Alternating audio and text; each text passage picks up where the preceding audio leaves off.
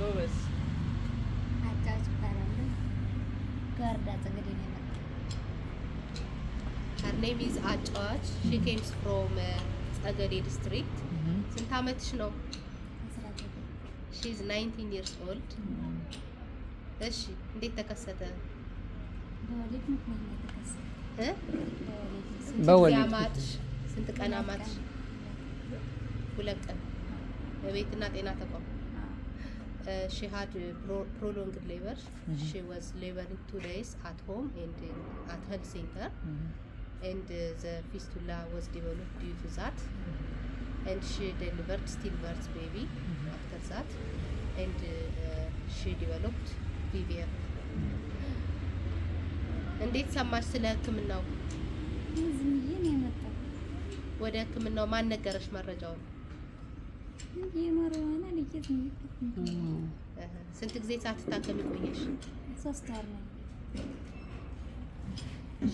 እሺ ስታይ በይ ቀና ብለሽ ተናገሪ አገሬ ነው ስምሽን ተናገሪ እንጂ መጀመሪያ ምጥን እሺ ደሳለኝ ምጥን ደሳለኝ እሺ አገሬ ነው የመጣ ጠገዴ her name is ምጥን ደሳለኝ she came from ጠገዴ district ስንት አመትሽ ነው ምጥን እድሜሽን ምናምን እንደሱ አድርጋችሁ ተናገሪ በግምት ተናገሪ ለኔ ነገርሽኝ ባለፈው 18 ነው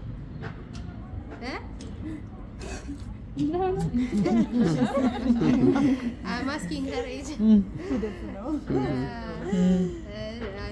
I think in previous when we take assessment, she said 18 years, and she developed the fistula due to falling accident. በምንድን ነው የተከሰተብሽ? እኔ እየተናገርኩ እኮ ነው ተናገሪ እንጂ። እሺ ባህር ዛፍ ተሰየና ከተከሰተ አሁን እኮ ለኛም አልተሰማሽም። ይኸው እነሱ ይሰሙሻል። አንጨት ተሰቀየና ከተከታ አሁን ስወርቅ በመቀመጫ ስወርቅ ፈሳሹን ያጋጠም she was guarding and she is identified by our SMA and came to Bahar Dar Hamlin Fistula Treatment Center. Now she is treated. After one time surgery she is fully cured. The fistula happened on her fifth pregnancy and she was laboring 2 days at home and finally she delivered stillbirth baby in the health center and she developed VVF. ስንት ጊዜ ሳትታከሚ ቆየሽ? አንድ አመት ሆነሽ? እንዴት ሰማሽ መረጃውን? መጥቼ ነበር እዚህ መቼ 3 ወር ሳይሆንሽ? 3 ወር አካባቢ ነበረ እንደገና ቀርሶ እንደገና ታጅያ 3 ወር ሲሞላ መጥቼ አሁን